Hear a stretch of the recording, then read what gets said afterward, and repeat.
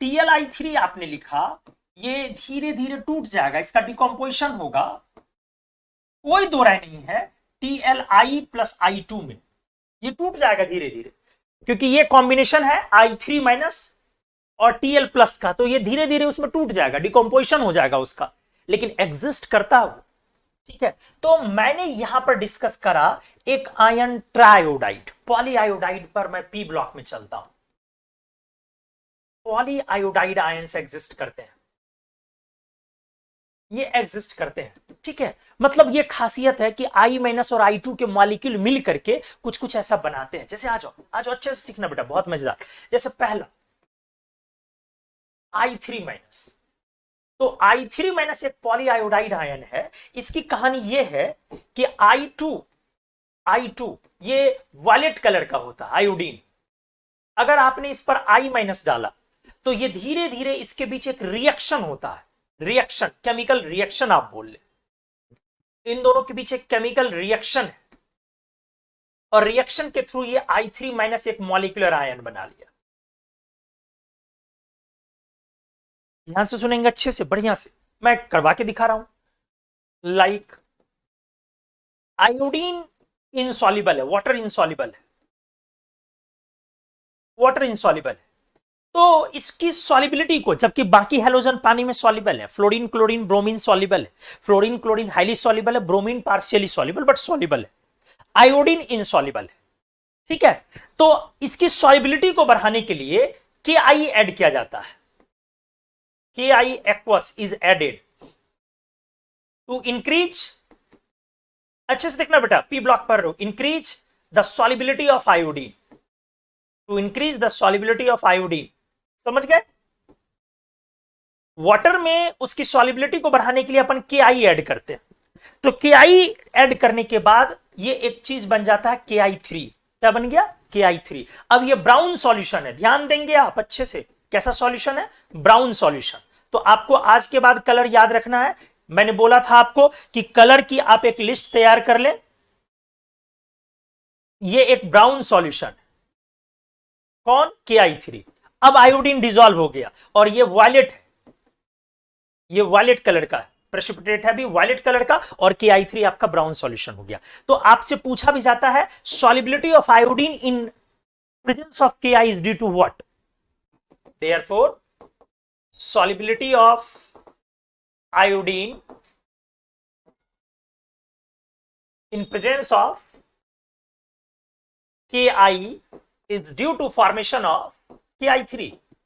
इसके फॉर्मेशन के कारण है सर, Ki3 के फॉर्मेशन के कारण। और Ki3 किस कलर का? ब्राउन कलर का। कभी अगर किसी ने पूछ दिया कलर क्यों आता है इसमें, तो बोलोगे ड्यू टू इलेक्ट्रॉन ट्रांसफर या charge transfer. Colour is due to charge transfer. मैं लिख देता हूं, आपको पता नहीं याद रहे कि नहीं रहे, हालांकि एक्सप्लेनेशन बाद में आएगा। Colour is due to charge transfer, colour is due to charge transfer. Colour क्यों आ गया बेटा? चार्ज ट्रांसफर के कारण। देखना अच्छे से, तो I3 माइनस बनने का प्रोसेस समझे। अब क्या है यहां पर कंफ्यूजन, बहुत लोग I3 माइनस को समझते हैं I2 प्लस I माइनस। ये पूरे तरीके से गलत है, ऐसा गलती से भी नहीं करना। बड़े बड़े टीचर ऐसा काम करते हैं, I3 माइनस को I2 प्लस I माइनस बनाते हैं, बिल्कुल नहीं। ये इसीलिए हमने लिखा कि इन दोनों के बीच एक केमिकल रिएक्शन होता है, और I3 माइनस अपने आप में एक मॉलिक्यूलर आयन है, ये एक सिस्टम है। ये बिल्कुल I2 प्लस I माइनस नहीं है, I2 plus I minus react करके I3 माइनस बना रहा है ये। और sp3d हाइब्रिडाइजेशन है यहां पर, ये एक लीनियर शेप का है, ये तीनों आयोडीन एक लाइन पर होता है, लीनियर है। यहां बॉन्ड एंगल 180 डिग्री होती है। ये एक मॉलिक्यूलर सिस्टम है I3 माइनस। तो I3 माइनस को बिल्कुल भी कॉम्बिनेशन नहीं कहोगे। किसका combination? I2 and I minus का, एकदम क्लियर वर्ड्स में बोले। बाबा भी उतार के बोले ना कि I3 minus is the combination of I2 and I minus. बोलना नहीं, मन्नू सर मना किए। ठीक है, तो I3 माइनस को गलती से भी नहीं करना है। लोग धड़ल्ले इस्तेमाल करते हैं इन चीजों का कि I3 माइनस बराबर I2 प्लस I माइनस। मैं एक क्वेश्चन करवाता हूं, देख ले, मतलब इतने दफे पूछे हुए ना ये क्वेश्चन, CsBr3 और CsI3 या KI3 लिख लो,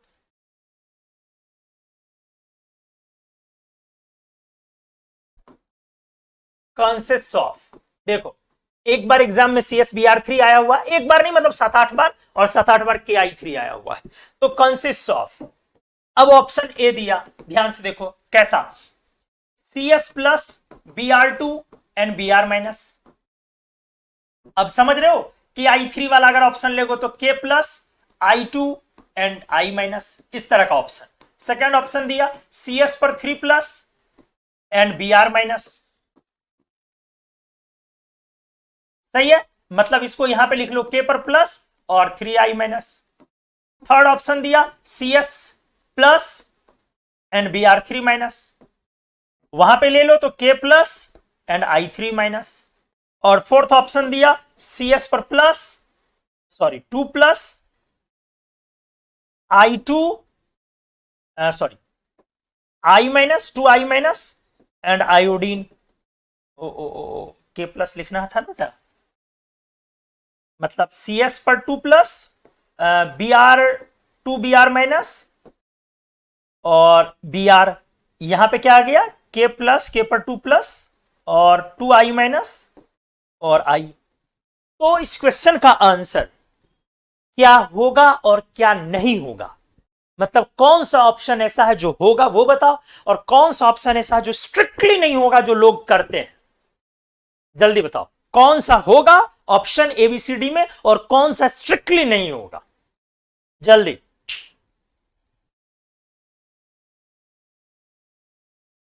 जल्दी बताइए मुझे कौन सा ऑप्शन होगा और कौन सा ऑप्शन स्ट्रिक्टली नहीं होगा।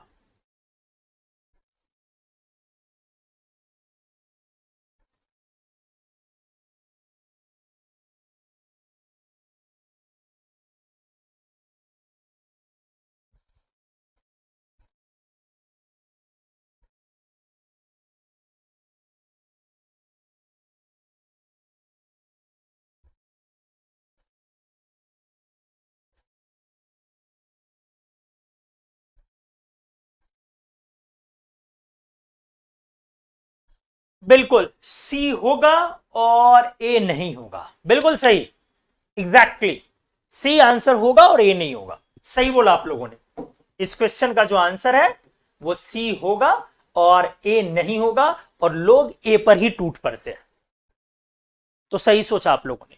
तो बेटा कॉन्सेप्ट आपके अच्छे रहने चाहिए। अब आओ मैंने पहला एग्जांपल उठाया I3 माइनस, अब मैं दूसरा एग्जांपल उठाता हूं, देखो इनऑर्गेनिक कितना ये है, अब लोग कैसे गलत कंफ्यूजन लाते हैं ना, मतलब कहां से आ जाता है ये सब मामला, आप देखो धीरे धीरे क्लियर होगा। एक होता I5 माइनस, वो ट्राइओडाइड हुआ, ये पेंटाइओडाइड आयन हुआ,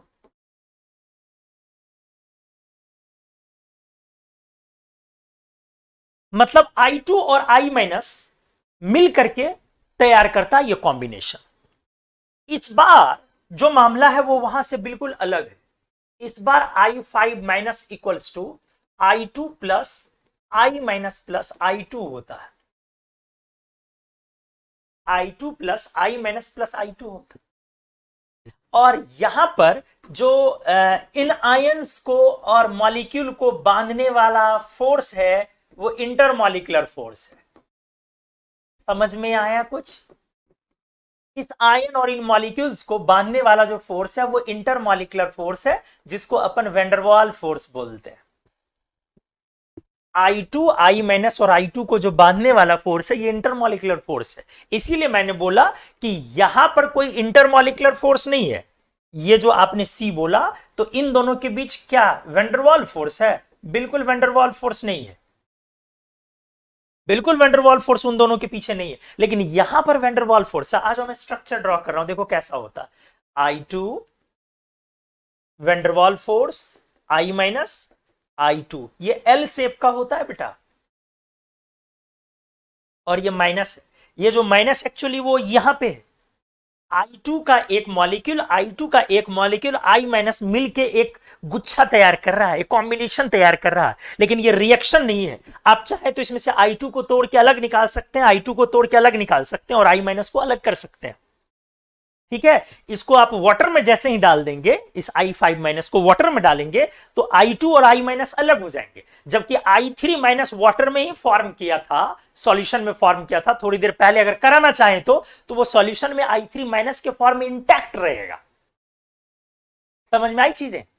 I5- के कॉन्स्टिट्यूएंट्स इंटैक्ट नहीं रहेंगे आपस में, लेकिन I3- के कॉन्स्टिट्यूएंट्स इंटैक्ट हैं वाटर में भी। मतलब वो डिसोसिएट होने नहीं जा रहे हैं I2 एंड I- में, बट ये डिसोसिएट होने जा रहा है, ये कंप्लीट इजीली डिसोसिएट हो जाएगा। क्लियर हुआ मामला अच्छे से? तो अब देख ले अच्छे से, मैं फिर से एक बार कर देता हूं।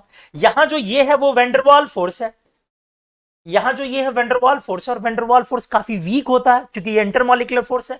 अगर मैंने कोवेलेंट बॉन्ड की लेंथ ए लिखा, इसका बी, इसका सी और इसका डी, तो स्पष्ट है बेटा, बहुत क्लियर है, ए और डी कोवेलेंट बॉन्ड है, काफी छोटा होगा और काफी बड़ा होगा वेंडरवाल फोर्स, क्योंकि कमजोर होता है ना, वीक होता है वेंडरवाल फोर्स। तो ये बॉन्ड लेंथ का मामला ऐसा आएगा।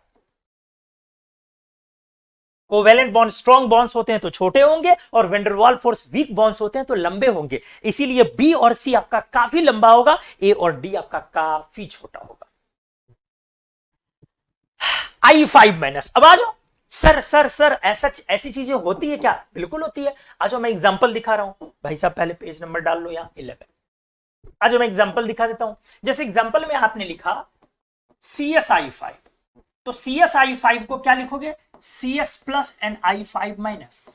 समझ में आया? क्या नहीं लिखोगे? CS+, ध्यान से 5CS+ और 5I-, ऐसा लिखोगे क्या? बिल्कुल नहीं।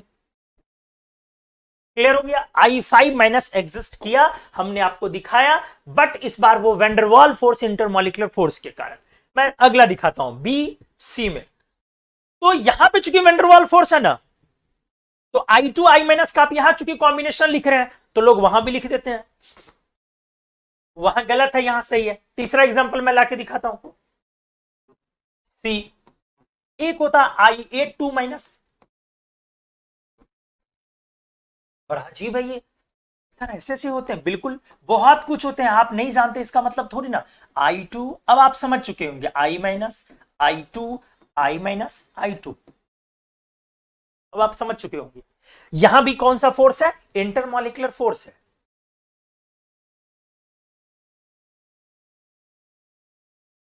इंटरमॉलिक्यूलर फोर्सेस है यहां भी, वेंडरवाल फोर्स जिसको आप बोल रहे हो। और इस बार देखो कैसा होगा, ठीक है? देख देख देख देख देख अच्छे से बेटा, जेड शेप का I2, I-,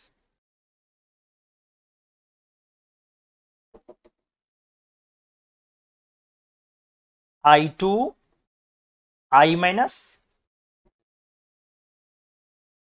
I2।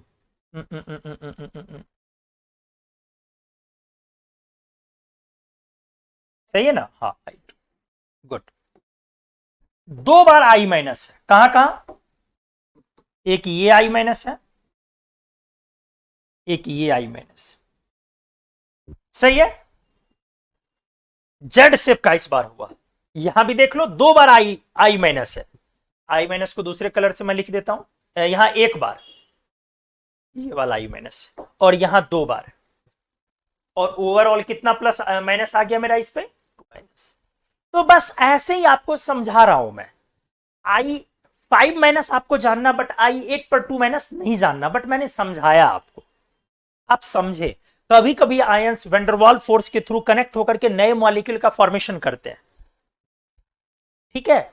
और कभी आयंस या एटम्स वेंडरवाल फोर्स से कनेक्ट होकर के नए मॉलिक्यूल का फॉर्मेशन करते हैं, और कभी कभी यही चीजें क्या होती है दोस्त, तो कॉम्बाइन करके, रिएक्ट करके वो नया मॉलिक्यूल फॉर्म किया, आयन और मॉलिक्यूल्स वगैरह मिलके। और कई बार वंडरवॉल फोर्स, जैसे जैसे एक एग्जांपल मैं ऐसे ही घेर के मैं बता रहा हूं, हीलियम डाइमर। भाई साहब, ये हीलियम डाइमर, ये क्या है? ये He2 है, लेकिन यहां पर इसका ये बिल्कुल मतलब नहीं है कि He+He का रिएक्शन हुआ है, बिल्कुल नहीं, ये केमिकल रिएक्शन नहीं है। ये यहां हीलियम और हीलियम, ये डायमर एग्जिस्ट करता है, He, ये वेंडरवाल फोर्स है, इसके कारण ये एग्जिस्ट कर रहा है और डायमर बन गया ये He2 का डायमर। लेकिन आपको ऐसे बोला जाए He2 मॉलिक्यूल, तो जी नहीं, नहीं एग्जिस्ट करता, लेकिन He2 डायमर के फॉर्म में एग्जिस्ट करता है। He2 molecule does not exist, ये एग्जिस्ट नहीं करता, लेकिन He2 डायमर एग्जिस्ट। आप समझ रहे हैं ना? तो आपको समझना पड़ेगा, कभी कभी मॉलिक्यूल बनके तो कभी कभी वो वेंडरवाल फोर्स के थ्रू आयंस मॉलिक्यूल से इंटरेक्ट होकर के आपस में वो एक नया कॉम्बिनेशन तैयार कर लेते हैं। ठीक है, तो उम्मीद है मेरी बातें अच्छे समझ में आ गई होंगी। वहां पे चलो आज मैं एक एग्जांपल करवाता हूं, CS2I8। ये कॉम्बिनेशन हो गया बेटा किसका, 2CS प्लस प्लस I8 पर 2 माइनस, साफ दिख रहा है, 2CS प्लस एंड I8 पर 2 माइनस, तो CS2I8 ऐसा हुआ। तो उम्मीद है मैंने जो आपको ये समझाया होगा कि पॉलीआयोडाइड आयंस में I3 माइनस एग्जिस्ट करेगा, I5 माइनस एग्जिस्ट करता, I8 पर 2 माइनस और भी होते हैं, बट I3 माइनस को आप तोड़ नहीं सकते I2 प्लस I माइनस में, बट I5 माइनस और I8 पर 2 माइनस को आप तोड़ सकते हैं। क्लियर हो गई चीजें? तो आप मुझे बताएं क्या ये सारा मामला मजेदार तरीके से आपको समझ में आया या नहीं, क्लियर हुआ अच्छे से या नहीं? बढ़िया से बताएं। जो हमने ये कहानी आपको बताई कि TL प्लस और I3 माइनस का कॉम्बिनेशन किस तरह से हुआ, I3 माइनस क्या होता है, ये एक मॉलिक्यूलर आयन है, अपने आप में एक सिस्टम है जिसका ब्राउन कलर है, कलर चेंज हुआ है केमिकल रिएक्शन के बाद, कलर है due to charge transfer, electron transfer, और हमने समझाया कि I5 माइनस मिलती जुलती चीजें हैं लेकिन बिल्कुल अलग है, I8 पर 2 माइनस मिलती जुलती चीजें हैं बट बिल्कुल अलग है। क्या ये सारा मामला अच्छे से क्लियर हुआ या नहीं, एक बार बताएं मुझे प्लीज, आपके जवाब का मुझे इंतजार है।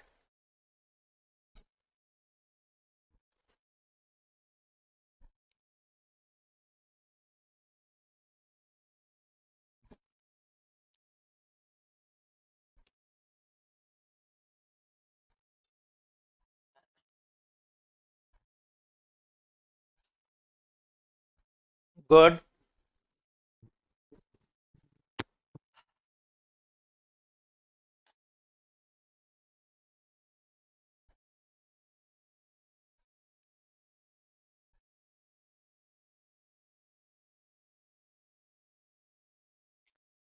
चलिए एक बड़ा अच्छा, देखो कितना बढ़िया फायदा होता है इस लाइव इंटरेक्टिव सेशन का। एक कितना अच्छा सवाल आया है, सर ये पॉलीमर सिर्फ आयोडीन शो करेगा या फिर अदर हेलोजन्स भी करेंगे? कितना बढ़िया सवाल है। दूसरे हेलोजन भी शो करते हैं बट स्टेबिलिटी आयोडीन के साथ लार्ज, चूंकि वेंडरवाल फोर्स स्टेबल होता है, स्ट्रांग होता है, यदि आपका मॉलिक्यूलर वेट ज्यादा हो। इंटरमॉलिकुलर फोर्स तब स्ट्रांग होता है जब मॉलिक्यूलर वेट ज्यादा हो, तो आयोडीन के साथ रिलेटिवली काफी स्टेबल है। जैसे आपको ये क्वेश्चन आईआईटी वाले ने पूछा काफी पहले का, आप लोग लॉन्च भी नहीं हुए थे, शायद मैं भी नहीं, उन दिनों पूछा था एक स्टेबिलिटी का ऑर्डर, और जहां तक मुझे ध्यान है शायद आपके एनसीईआरटी में लिखा हुआ है Cl3 माइनस Br3 माइनस और I3 माइनस में स्टेबिलिटी किधर होगा, तो आप ही अंदाजा लगा के बोले राइट होगा या लेफ्ट होगा। दूसरे भी एग्जिस्ट करेंगे लेकिन देखो try try iodide, try bromide, try chloride में जाओगे तो रिलेटिवली तीनों में लिख सकते हो, लेकिन पेंटा में जाओगे तो क्लोरीन छटा जाएगा ब्रोमीन से, और ऑक्टा में जाओगे तो ब्रोमीन क्लोरीन दोनों छटा जाएगा सिर्फ आयोडीन से, मतलब साइज के अकॉर्डिंग वो एडजस्ट करेगा। तो इसमें स्टेबिलिटी किधर की तरफ आपको लगता है कि होना चाहिए, राइट या लेफ्ट? आप ही बताएं। राइट, बिल्कुल एग्जैक्टली, एकदम सही है आप लोग, बिल्कुल बिल्कुल राइट की तरफ, बिल्कुल। इनके फॉर्मेशन का बेसिस ही था, इनके फॉर्मेशन का बेसिस ही था कि आयोडीन इंसॉल्युबल था, आई माइनस हमने ऐड किया तो वो कॉम्बिनेशन I3 माइनस फिर उसको उसकी वजह से सॉल्युबल हुआ। तो स्टेबिलिटी का ऑर्डर डाउन द ग्रुप है, मतलब राइट वर्ड है, हाँ डाउन द ग्रुप भी यहां बोल सकते हो। चलो सभी लोगों को क्लियर हुआ अच्छे से, सभी लोगों ने लिख दिया, गुड। क्या आपका बेटा मामला क्लियर हो गया कि ये पॉलीमर आयोडीन के अलावा दूसरे भी शो करेंगे but depends on size and situation, क्या है वेंडरवाल फोर्स का स्ट्रेंथ। तो अगर आप 3 लेके चलते हैं तो तीनों में एग्जिस्ट करेगा, बट 5 लेने जाओगे तो 5 में तीनों एग्जिस्ट नहीं करेगा, क्लोरीन वाला एग्जिस्ट नहीं करेगा, और 8 वाला जब आप लेने जाओगे तो सिर्फ आयोडीन एग्जिस्ट करेगा। क्लियर हो गया आपका अच्छे से?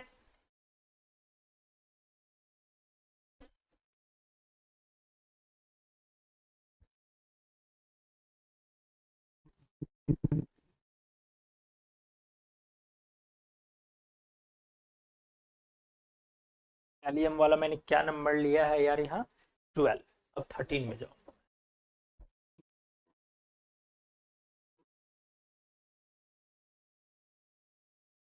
नहीं बिल्कुल नहीं, बहुत अच्छा सवाल फिर से, अरे यार दिल जीत लेते हो दोस्त, इतना अच्छा अच्छा प्यारा प्यारा सवाल पूछते हो। फ्लोरीन में सर F3 माइनस एग्जिस्ट करेगा? बिल्कुल नहीं, क्योंकि अभी आपने देखा F3 minus does not exist. चलो ये भी मैं लिख देता हूँ। कितना प्यारा प्यारा सवाल पूछ रहा है यार, मन तो कर रहा है चॉकलेट खिला, लेकिन करेगा, मेरा पैसा खर्च हो जाएगा। F3 minus does not exist. Due to unavailability of 2D orbital. आप समझ चुके होंगे। आपने क्या देखा, हाइब्रिडाइजेशन यहां मैंने करवाया था I3 माइनस का, तो हाइब्रिडाइजेशन में डी इस्तेमाल हो रहा है ना, इसीलिए फ्लोरीन के साथ ये चीज नहीं बन पाएगी। आपको डी ऑर्बिटल को इस्तेमाल करना होगा, तब आप I3 माइनस बना सकते हैं, तो इस वजह से नहीं होगा। बहुत प्यारा सा सवाल आपने पूछा, थैंक यू। ऐसे ही पूछते रहिए। चलिए आ जाइए, मैं बिस्मथ हेलाइड्स पर अब ले चलता हूं आप लोगों को। Bismuth halides